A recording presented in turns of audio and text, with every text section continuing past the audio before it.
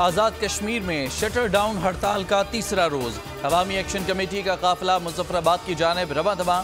وادی میں internet service معطل کر دی گئی، معاملات زندگی معطل، چھوٹے بڑے کاروباری مراکز بند، اسکول 3 روز سے بند۔ آزاد کشمیر میں دفعہ 144 کے تحت جلسے جلوس اور ریلیوں پر پابندی، مظاہرین کو روکنے کے لیے پولیس اور انتظامیہ متحرک۔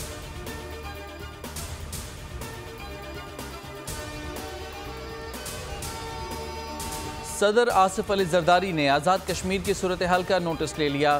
پیپلز پارٹی آزاد کشمیر اور پارلیمان کا اہم اجلاس اسلام آباد میں طلب۔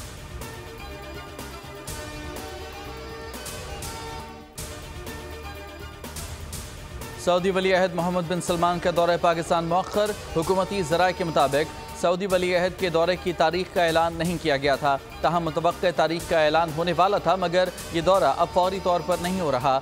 جب دورہ ہوگا تو حتمی تاریخ کا اعلان کر دیا جائے گا۔ سعودی ولی عہد نے وزیر اعظم کو دورہ پاکستان کی یقین دہانی کرائی تھی۔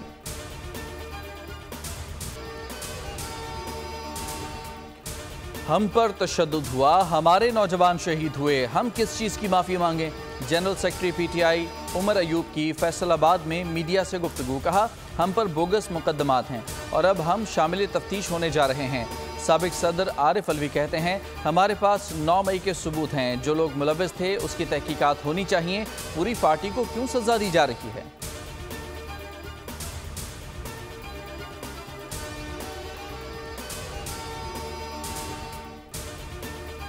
افغانستان کے صوبے بغلان میں کئی روز سے جاری بارشوں سے تباہی، اموات کی تعداد 300 ہو گئی، 1000 سے زائد مکانات تباہ۔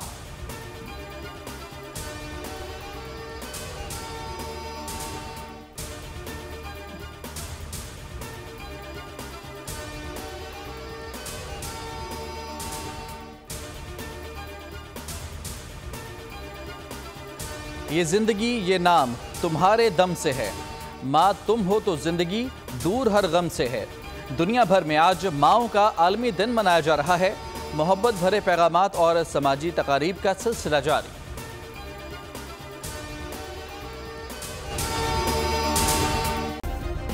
سبسکرائب کریں اور بیل دبائیں تاکہ کوئی خبر رہ نہ جائے۔